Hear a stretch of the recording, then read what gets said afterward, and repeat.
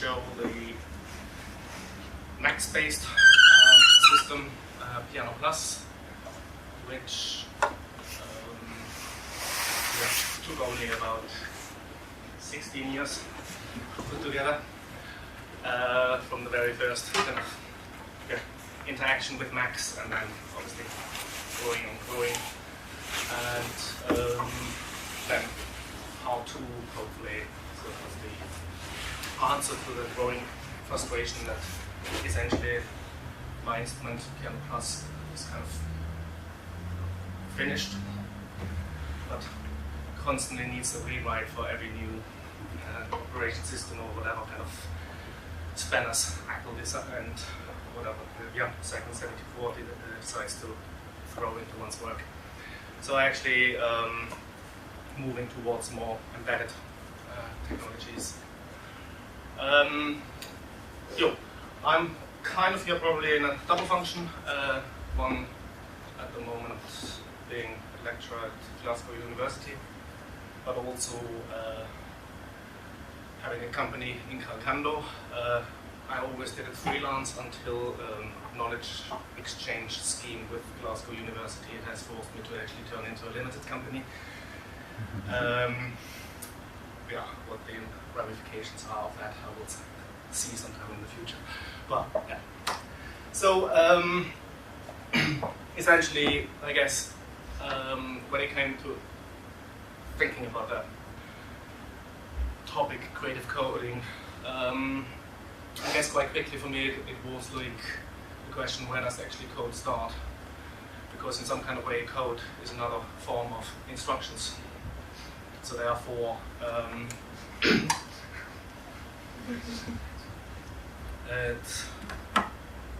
and instructions when it comes to performance can be obviously outside kind of a binary system as well. So in some kind of way, even just like where do we actually cross lines? Where do we actually change the paradigms and the definitions? Because in some kind of way, during a performance, in particular improvised performance, one might get to the stage where one just has a very binary decision. Will I do that sound or will I not? So I guess in some kind of way, there are similarities. I don't want to go as far like sort of up here as a computer and over there as a computer. But I think the main thing I've learned, I guess, took away from starting to do coding is how stupid computers are.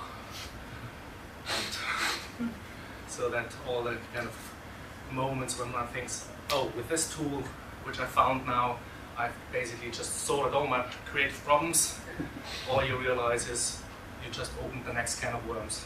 And that started very early on with finding the two objects which made me into a Max addict, bonk and fiddle.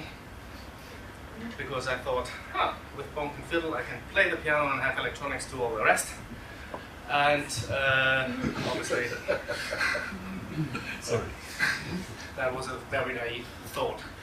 So in the course of actually kind of starting to develop a Piano Plus system, as I called it at the end, Piano Plus purely because when I started performing, which was basically 2 months after starting to code in Max, I always had myself built as piano and electronics. But as I do a lot inside the piano with extended techniques, it more and more just became like I just dropped the electronics because it's the piano with something else. And in some kind of way, the tradition of the piano, sort of to expand pianism, has always been quite important to me. Sort of what works on the piano, what works within an improvised kind of performance style, and in that as well. So kind of I always tried. I think I've never really succeeded with that aim. That even if I carry all this stuff around and I set it all up and I sound check it, that if the performance doesn't need electronics, I will not use them. in the same way as I have a middle C on the piano, and the choice of actually playing it is not determined because it's there. So that it's basically just like another part of what an instrument can do. Obviously, there are aspects, one is only human, that one wants to show it, or one just likes a certain sound which involves it. So it nearly happened a couple of times, and strangely for quite a section in my PhD performance, which was obviously, there was the time when I should have really shown it. But yeah, anyway. And in the first few years of performing with Max, I guess the computer crashes did their own little things. So that was very nice problems one faces that at some point I performed where for quite a while with a Max patch which lasted exactly 21 minutes and 37 seconds, and then it crashed. Took me a while to find the mistake, although I basically just reworked the whole thing. So, enabling spontaneous, flexible, adaptive responses to the electroacoustic processes while maintaining a means of subtleties and nuances of control. What basically I try to say there is automations are great, randomness is great, all that kind of stuff which the computer decides to do, amazing. But when you're performing, there's always the situation where you just wish you would be able to override it. Whatever you switch on, there's always a musical moment where you think, how to intercept that. And so obviously that early on, and obviously all the other software has developed a lot. But yeah, around 2000 when I started this whole project, if I had real-time process managed by automations in Pro Tools or whatever, obviously I was dependent on those automations just to basically quickly just say no. I just want to interrupt that quickly. Had its challenges. Next to the very simple thing, where do I put that damn laptop when you're actually performing? So very quickly it just kind of turned out to be more and more about sort of how do I actually control things, but still within the thing of why actually trying to extend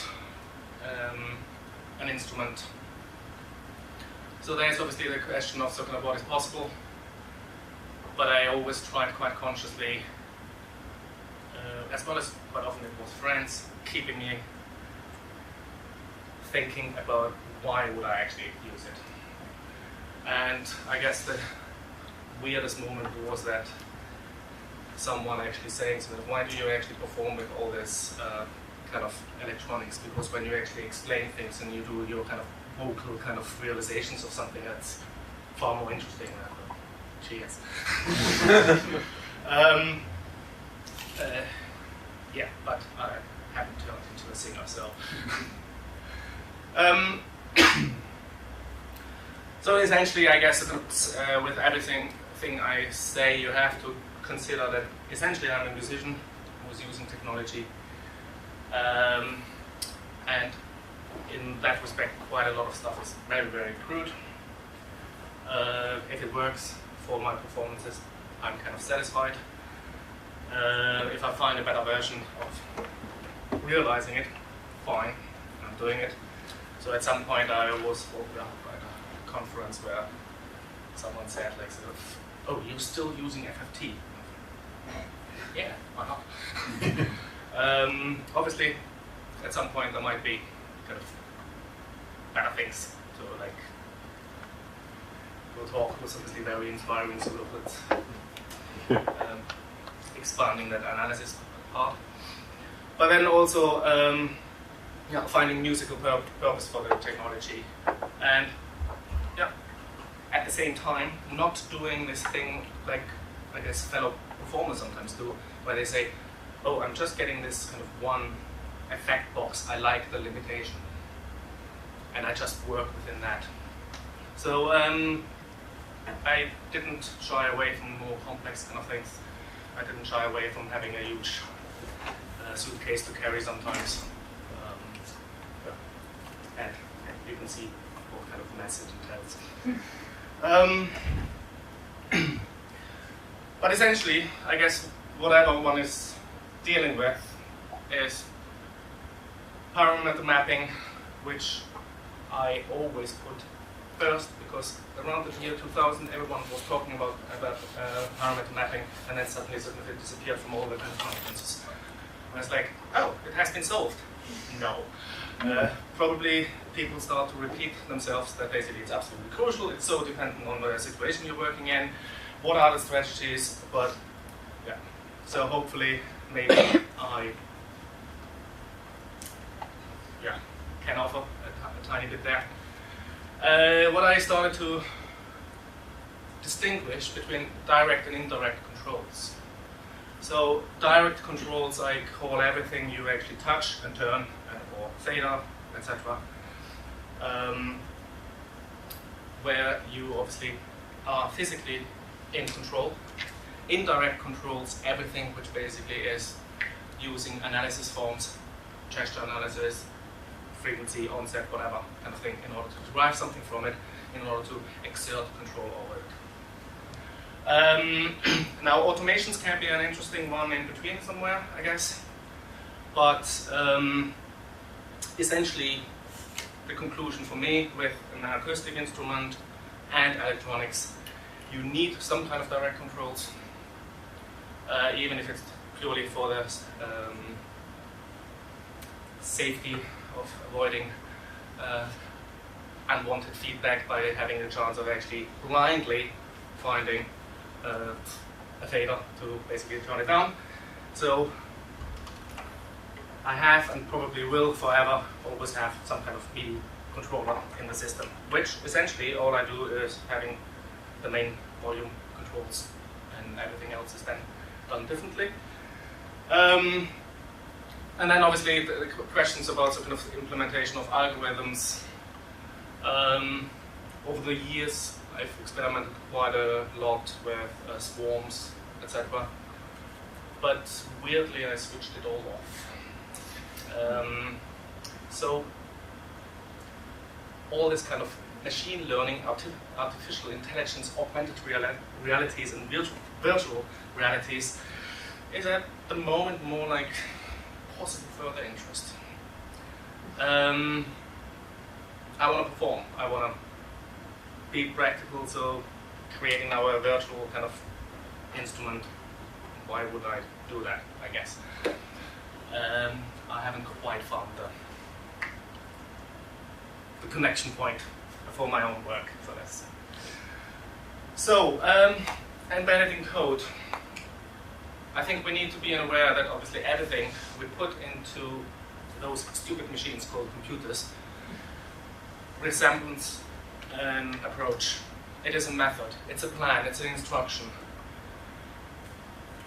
Sometimes we can maybe call it a recipe, definitely a score, a tool, and I guess in my case the stress is definitely as an instrument.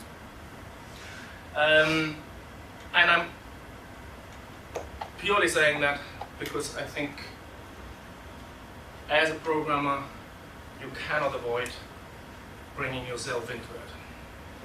And however hard someone tries, there's always something which someone else would like and it's not there. Some years ago I did some prototyping with Beardy Man, the beatboxer, and started doing something in Max. 2 weeks later he gave me a phone call. Ableton Live released a new looper. Stop your work. So kind of it's all sorted. 2 hours later he called me again. Continue. Okay, the timing was now a bit exaggerated, but anyway. Essentially it fell down to the fact that in Ableton Live you cannot start a recording other than on the one. And so kind of how hideous. Maybe Ableton 10 has addressed it now, Ableton 9, Live 9 didn't yet. So yeah, what a kind of limitation. Because even in beat-related music, which pattern doesn't start with an anacrusis? Well, yeah, there you are. So creating obviously tools which resemble a certain stylistic interest one has to take into consideration. What I want to throw in there as well is John Croft's thesis on liveness with his paradigms of performance, the backdrop, the but I get them all together now. But backdrop, accompanimental, and then I think another two, and the last one then instrumental. So kind of a quite useful, and I have always been useful kind of ways of actually thinking, particularly when one has a tool created in order to actually test it for yourself. Like, so does it serve that function? Can it serve that function? Is there something there? And I guess Rodrigo's kind of tool with the clouds and chunks, so kind of was a very nice example there as well, how it basically is more than just an accompaniment. But yet, it can be used for it. So, yeah, I've kind of mentioned that already, so I can jump over that. Another distinction which I always found very useful is kind of the operational and performative gestures. Operational can be as simple as a violinist taking a bow into their hands and putting it down again. Something which is obviously visually probably informing a performance, and something which is not really part of the piece itself. And then obviously the performative gestures, which is really like sort of, okay, actually activating something. And I guess for me it became more and more important to think in those terms, because obviously you have laptop performances where those two forms of gesture are completely indistinguishable. And how many times do we have people being really busy on their laptop and the music is absolutely static, and other times, or then a second later, they are doing nothing anymore and suddenly everything goes wild and changes. But I don't want to sound there now as sort of being too biased. Obviously I'm biased, I'm trying to play the piano. But so I think it's something to be really aware of. And just by thinking through what the gestures actually are and how they can be used, I think, yeah, and it's another point where Rodrigo managed sort of to preempt or say so many things already. How basically, yeah, how we actually engage with it, and how thinking about the operational performance gestures can actually inform what is coming out at the end, what the piece might be. So essentially, my Piano Plus in a nutshell shows that it could not be simpler when it comes to the electroacoustic path. Some kind of microphone pickups. I like to use basically a different range, something which picks up everything. Because the very first performance I've done with a nice max patch which chopped up my piano notes, and my idea was as soon as I played two notes randomly, the other notes can come in reverse and all that kind of stuff. The only mistake I've done in the whole performance to decide to play with Prévost, a drummer. And so obviously my process did nothing I intended to. It was processing the drums. So the answer was obviously experimenting more and more with mics. So the second type is basically a lapel mic, which one can place anywhere. Then at some point I found a nice little humbucker style guitar pickup, whatever the guitar might look like. But and then yeah, it varies. Sometimes another more normal guitar pickup, or yeah, contact mics, whatever. So I like that my system is basically just always kind of reduced to 4 inputs. I usually run just 4 effects, a couple of modulators, ring mod, transposer kind of distinction. And then some a filter, which is maybe the only one where a real unique sound was found for me, and that was simply by using the FFFE tilde filter in max, and realizing if you give it absolute ridiculous cutoff frequencies and Q values, so Q of 900 and cutoff frequency of 32,000, then you get this kind of weird, glitchy stuff. It gave me tinnitus. The next thing I learned that putting a ton H tilde after everything, which is dangerous, it's great. It actually also transformed the system in a way that, while in the first incarnations very often you couldn't hear anything until you suddenly were deafened by sounds, to actually get all the kind of feedback kind of possibilities in a controllable way. But the question is obviously how to control it. So all these kind of red arrows,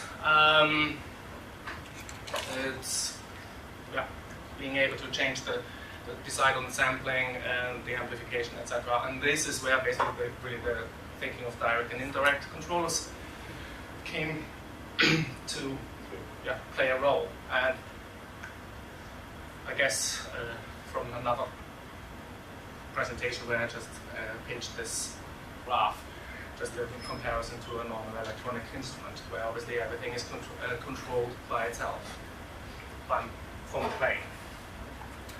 So in more detail, so kind of you see granulation, pitch process, FFFE filter, and the partial synth of that one I didn't mention, using the resonator just to be able to kind of a resonator tilde object in order to get the crude spectral imprint from the fiddle object. So basically using that rightmost outlet where you can specify how many overtones you actually get. So everything quite crude. And maybe very briefly, no, I'll stop there quickly. So how that kind of looks like.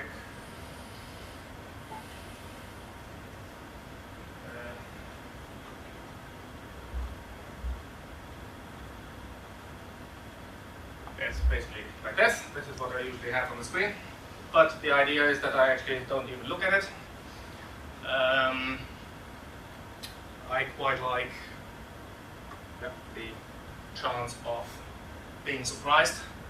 I have a bad memory, so quite often I actually forget what's switched on. In the most negative form, it might create a certain annoyance with someone else I'm playing with, like, come on, switch that ongoing kind of feedback off, and then suddenly realizing, oh, that was me. But I took quite inspiration of the concept with Lucas Pierce, a double bass player from Halifax, Canada, described as kind of the electroacoustic assault course, where basically you set up all sorts of kind of processes, and they all process silence unless you actually start playing, and then basically starting to react to that. So it's, my approach is certainly not as radical, but it just showed more and more how maybe quite simple setups and routings can actually create quite interesting kind of results. So, for instance, I will just see if anything is going to happen.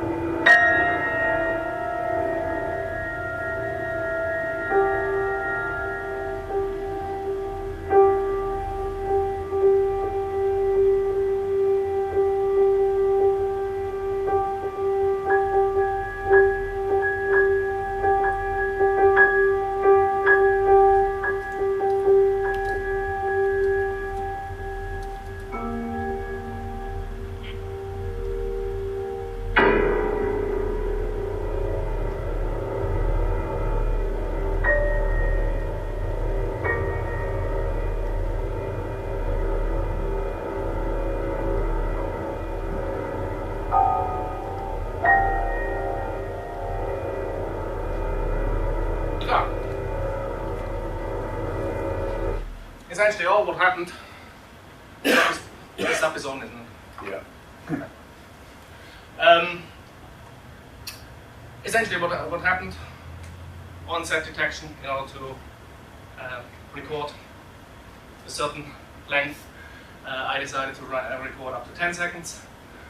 Not in a ring buffer, always from the start, because I suddenly realized that if I do that, I can actually control how often I restart the recording in order to actually keep consciously something from the past, which then maybe suddenly comes back when it's, as you can hear, so there is some kind of amplitude related kind of movement going. So very simple setup, which allows basically just playing, and different forms of playing, which allow to find musicality in it or a certain style. But obviously it always cries for these moments where basically you want to kill it. Where you want to basically be able to just keep a nice note. So if I do that again,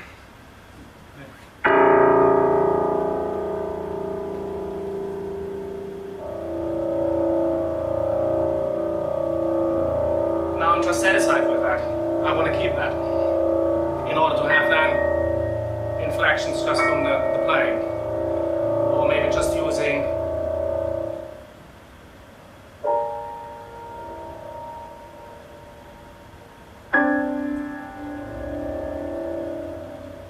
just now different kind of controls. So everything just turns sort of how the hell do I sort of control all these things sort of in a meaningful way. And I think I went through every possible controller ever produced between the year, or before the year 2000 until the year 2008. And then the iPads came out, or the iPod touches first, and so I thought, sort of, oh my god, all my problems are solved. And obviously not. Touch OSC is still in use. I'm just having now this nice little, can you see that matrix thing right at the bottom? And this is basically just the input matrix. At any point I can change the mics and decide in which process they go. I also have the matrix mixer next to it, which allows any kind of routing. So also, obviously, effects being put into themselves. And so it had another page somewhere in order to control all that. And then, quite importantly, for me, sort of the chance of actually deciding which of the mics is actually going to be used for the analysis. Everything can be summed, everything kind of can be combined. And yeah, so this was the stage essentially of the patch I got to in 2009. I realized as well that if you create an instrument, you actually have to practice it, you have to actually play it. So for a time I stopped quite consciously trying to punish Max by when playing a bad gig, coming home, rewriting the hash, thinking that that would solve all the creative problems I had faced, only to realize the next time I actually still remember the previous version. So I'm basically just confused and I'll play another bad gig. And yeah, so it all kind of got finalized, but the question about how to control it sort of remained the same problem. So now hopefully that will work. So what I ended up with is saying more and more goodbye to Max in order to actually embrace C++ in order to write my own controller. And essentially it's a fader box. Can you still see? It's fine, yeah.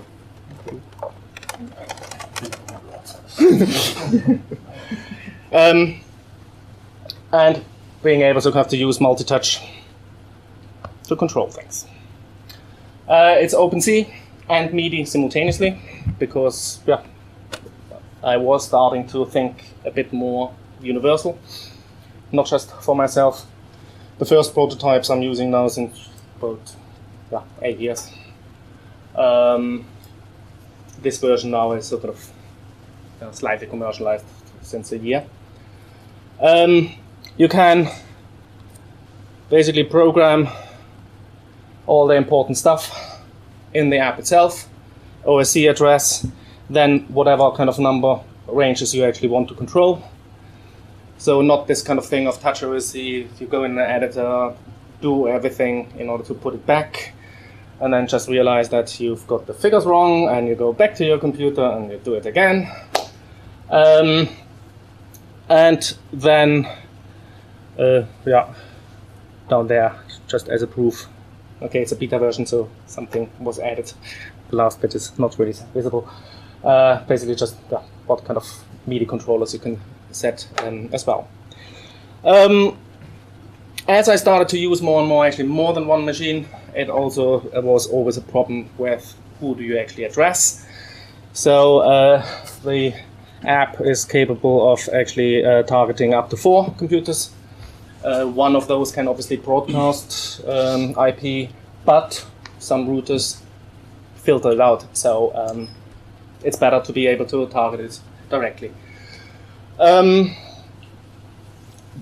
And yeah, so being able to kind of control things was obviously useful. But how often do we end up with basically just changing things in tiny kind of gradients, etc., and it's too much? And yeah, I certainly can't claim that invention to myself, but because the pinch gesture exists to zoom in and zoom out and stuff, okay, why not actually use the pinch gesture in order to now have the entire fader run just basically nicely scaled into a certain range where you actually want it. So something which actually had initially the idea of coding it, and guess what? It's just a scale object, isn't it? But the way of actually being able, how you interact with it, suddenly transformed it from something which is for setup and customization, turning it suddenly into a musical tool. Because if I now, I'll finish one step further. How many times do we have basically the question about linear and exponential kind of control? So 1 for the minimum, 2 for the maximum, and the third finger to actually just change the curve exponentially or logarithmically, whatever you want. Automations. So useful? Yeah, why not? This little octagon kind of gives 8 different controls. It just felt like having 8 tiny buttons and slightly thick fingers can cause a problem, but actually aiming for something and swiping in an angle is far more natural. So I can choose kind of to loop, but if nothing is looped, I assume that maybe something should be recorded. So therefore, from the next touch to the next touch up, I can now basically just record everything, and then basically it just loops that. Now the minimum maximum has a nice add-on that basically you can now move that all around. So basically a recorded gesture as if it's an LFO, using the scale object in order to adjust it to anything. So yeah, various functions. So kind of in this form, another recording mode is basically you can choose a time recorder that now basically is just anything you do within your first touch and your decision to either stop the recording or to actually loop it will now be repeated. So a bit more like a sequencer. Quite consciously, I left out any quantize because there are so many quantize tools around. I thought it's worth exploring something which isn't. Public pressure probably will force me at some point to implement it as well, but it will. Good luck with that. But even there, so kind of the question of what's so kind of how a filter sweep to something which is happening in time, if the filter sweep is just slightly off, can actually create very interesting kind of variations of stuff. So I definitely want to try it, or at least have it as an option. At the moment as well, those kind of the speed thing is not yet implemented, so Ableton link is kind of prepared, but it's not finished, so I cannot show that. Do you have to loop? Can we just play once the sequence? You can also basically just choose the play button, which is a one-shot playback, which then just stops. If you choose to actually select that again while it's playing, it's basically just restarting it. If you stop it in between, you can. And if it's looping and you just want to ensure that basically the loop is playing to the end, you can, rather than stopping it, just switch it to one-shot playback in order to finish it. And I think so kind of there, it more and more just showed how obviously it makes sense to put everything in a controller, because if you would replicate now all this kind of functionality in a max patch for every parameter you have, you end up with a max patch which you just saw, where basically every number box is actually a huge module which has all sorts of kind of scaling and whatever features built in. So the next thing was obviously playing with the piano and saying now the role of indirect controls. So kind of how can one actually tackle that? And so you can maybe just vaguely see it at the top. There's basically the faders. You have 6 different kind of fader banks, or essentially you can have as many. But going to public pressure, I opened up the maximum fader number to 200. You can also basically decide how many you see at a time, so you can obviously have completely ridiculous kind of things where you look at 40 faders at the same time. Obviously it doesn't make sense, but I'm slightly wondering, why should I prevent it? If it makes sense for someone, why not? You can kind of still control things. That function is not there yet. That function is not there because the left-right going off the screen, I chose to keep in a way that you stick to the fader, because obviously if I'm doing something, I look where the function is and then I might put my concentration somewhere else. And to assume that you stay on the same line is obviously impossible. As well as, actually, I discovered it has all sorts of other uses. So for instance, if we look at this fader looping again, I mentioned before how important it is to basically interfere with things, so basically being in charge. Put your finger on it, you're in control. The loop continues, so anytime I lift the finger, it just continues. But if I leave it on the right hand side, it now locks the fader. So at any point I can basically just interrupt it. And it's kind of all kind of things where it's the more I started implementing them, it was always like, okay, it's just kind of common sense. It's kind of things one wants. And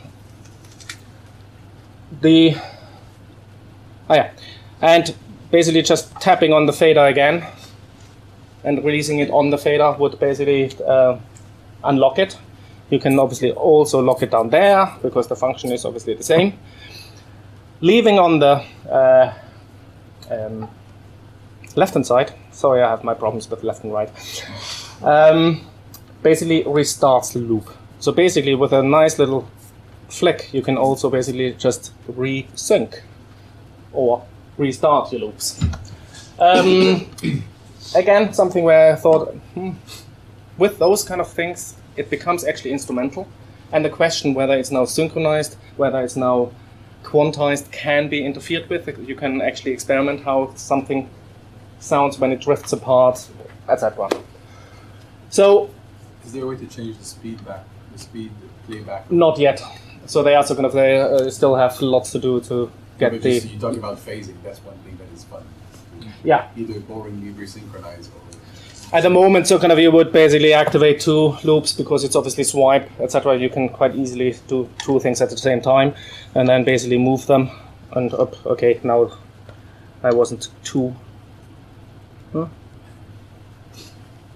Let's try that again.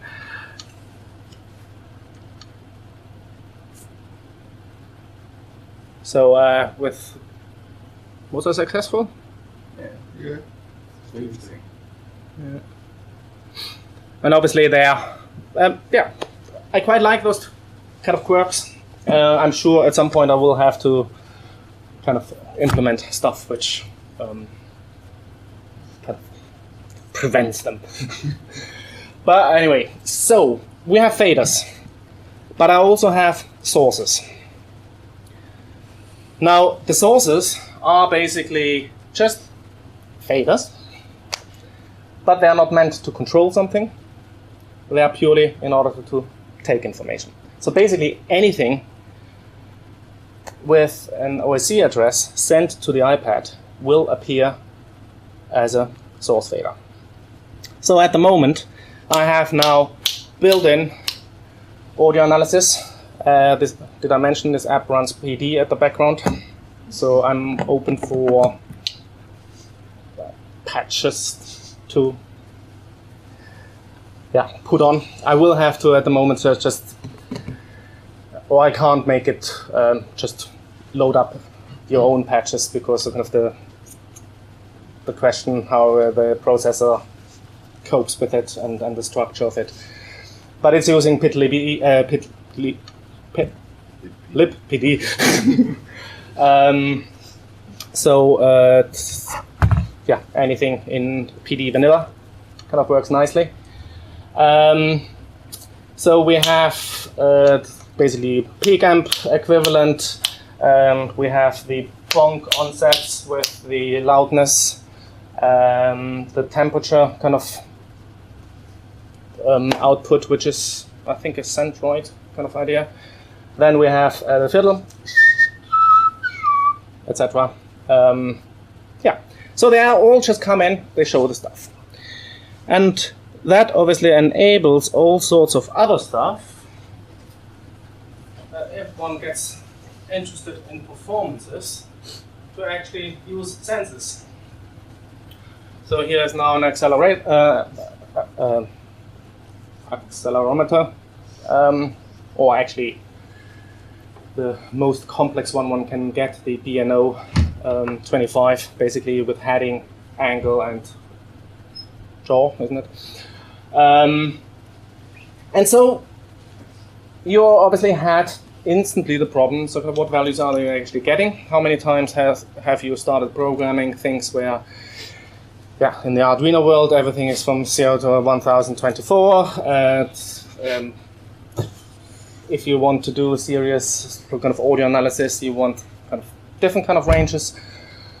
And so it's obviously easy in any kind of program to include all the necessary scaling stages, but I thought I'd put that all in there. So Parat Plus basically has 5 different scaling sections. So this one here is now, if we just look at it, basically in degrees from 0 to 359. Well, obviously it should probably be 360. but yeah, the last value seems to be swallowed.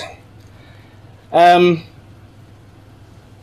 when you're actually performing, and that's the main reason why I kept them as source faders, because if you're now kind of working with a dancer and you have your kind of process, how many times would you basically go back into your program in order to rescale for the movement of the dancer? And to your joy, the next rehearsal, the dancer will move entirely different. No, I'm doing exactly the same. No, you don't, because I can see it. And yeah, so at any point you can basically just say, okay, what feels comfortable? And now either saying, okay, I'm relearning the scale. And if I want to fix this now, I just switch off the learning function so that now basically I can move whatever. I just basically have the movement within that angle. And obviously it doesn't matter if now the next time the person doesn't have the sensor mounted exactly in the right angle, you have complete control. Another function I thought was quite useful to, yeah, let's take this one, to basically just say, okay, this is my highest value and this is my lowest value, in order to basically just scale it. So basically what the source faders are there purely to normalize everything to 0 to 1. It doesn't matter what the incoming range is. From then on, everything is 0 to 1. So you can then also go like, so kind of, okay, in the performance you realize that kind of the dancer is messing it up again. So that you can, I hope there's no dancer in here. That you can also still basically rescale with a minimum and maximum in order to kind of to zoom in a certain area. So in order to now basically use that, let's take any fader, let's take this one here. We can go to basically value controlled by a source, and then whatever you remember from the name, it will basically just search the list of it. You can also type in already addresses which you know will exist but don't exist yet. Obviously it doesn't do then anything yet, but it creates a source fader and just waits then for the data to arrive. So if I now choose basically the x-axis, I have now basically my kind of control here, which can control anything. It can obviously control many, many different faders simultaneously. So very easily you can basically just create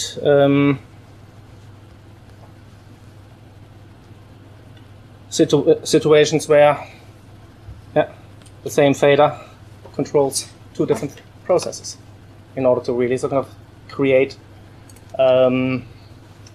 one-to-many kind of mapping strategies. Is there a way to reverse the... Yes, because a minimum can be smaller than the maximum. So yes, crossfade, very, very easy. And again, at any point when basically you don't want the sensor movement to actually have an impact, put your finger on it and you're in charge. Leave it to the right hand side and lock it. And then at any point basically leave it on. If you now record basically your movement, and then you can base up, and now you can basically keep that going. So basically the challenge here was to decide on some kind of hierarchy, and fortunately in that knowledge exchange project I was able to actually employ a proper programmer for 4 months who basically rewrote me the entire basic structure in order to have all the kind of listeners and all that kind of stuff implemented. And that project basically resulted, oh, this one is now a bit tricky. Can you kind of see?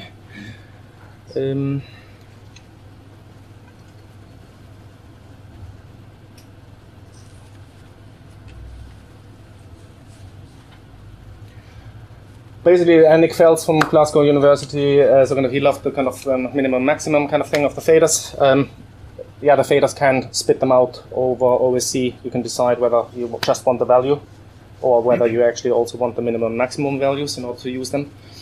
And so he works with granulation in a kind of diffused kind of stage, diffused for diffusion. So kind of thinking of these kind of cones of sound. So not just surround, but 3D sound. And he has the max patches deciding randomly where the sound is actually going. But what he wants to control is basically the range in order to focus them somewhere, etc. So the minimum maximum kind of thinking was great. And so we managed to get the application through to actually develop a 3D controller on a 2D space.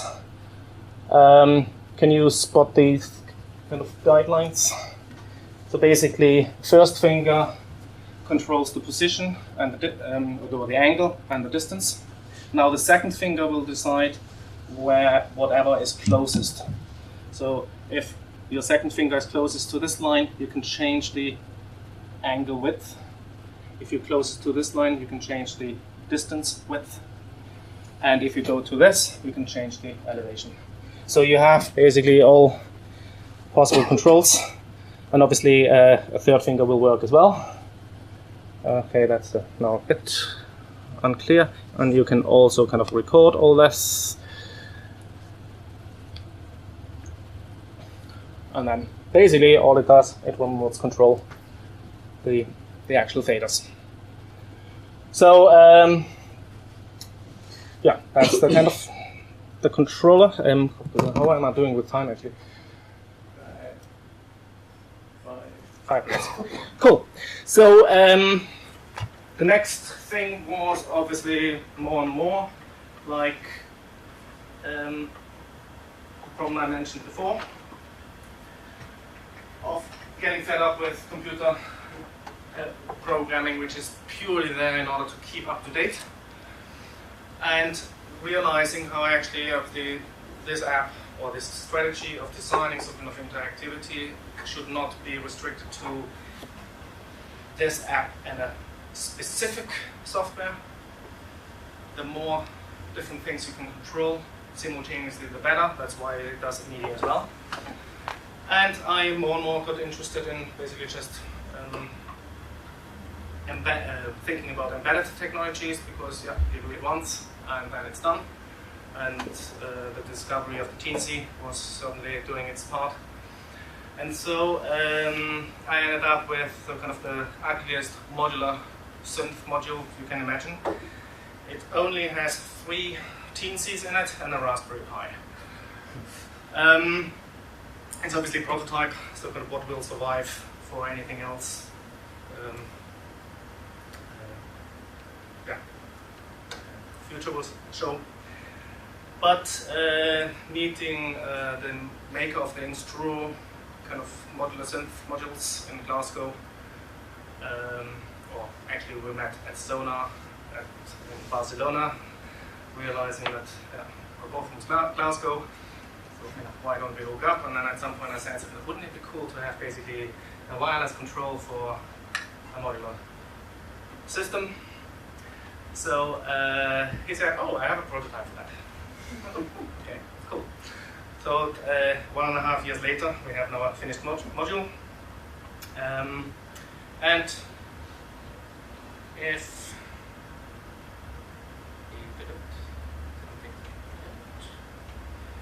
just check that this is still working. Yes, it is. I have a volunteer to press the paddle. Yes. You may also play some notes. Oh. So sustain pedal. Careful, it's not careful, but No.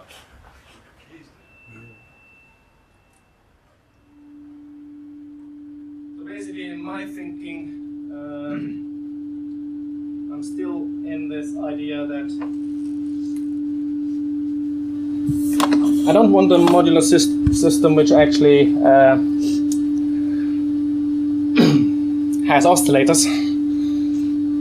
Not that I don't like them, but I like oscillators which are more like natural sound, in order to have basically this open input where basically I decide what's happening. And if I produce now something,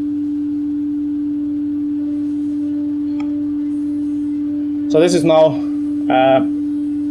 changing the fold. So kind of I just got it a few days ago. I should know which one it is. It's the fold processor by TipTop. So basically based on the search kind of modular. And so I guess right now I'm at the stage where development of the controller in the way as I need it has taken up so much time that basically thinking about actual DSP processes became more and more irrelevant, realizing as well how amazing stuff or how much amazing stuff is being developed by others. But with ensuring that basically the controls can be just added to any kind of aspect, if you maybe just play a few notes in the middle range somewhere.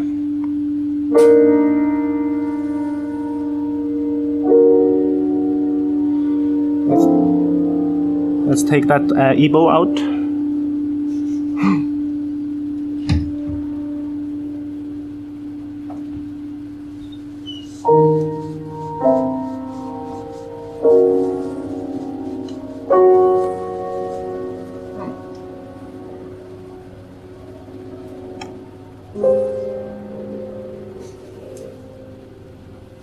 And now I can obviously also basically just do something with the structure.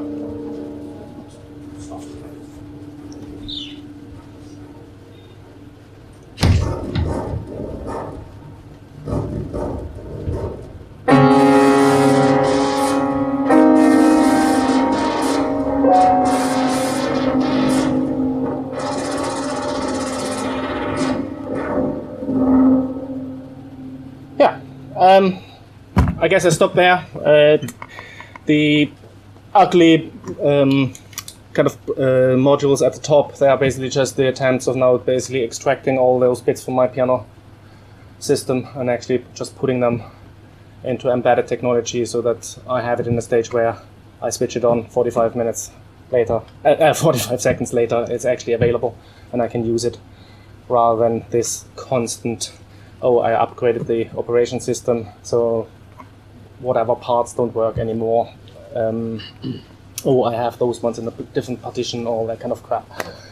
So, yeah, thanks for listening. I wanted to do a bit more playing, but yeah, I did too much talking. So,